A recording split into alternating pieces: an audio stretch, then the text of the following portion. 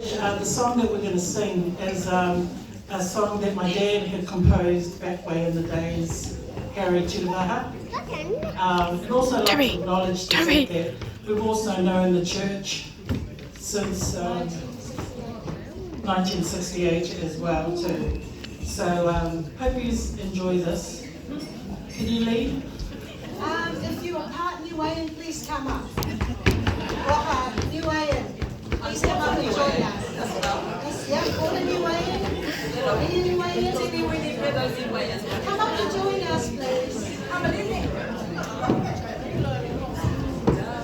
You just sing the chorus.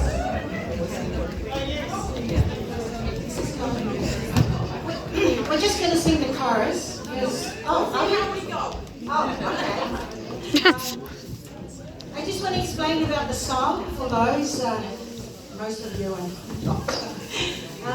Dad wrote it back in the islands with him and Mum, and the song is more about the spiritual and the physical life of the younger people in Niue.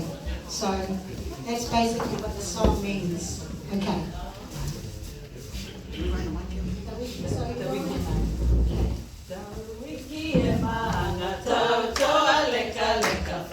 Alolo,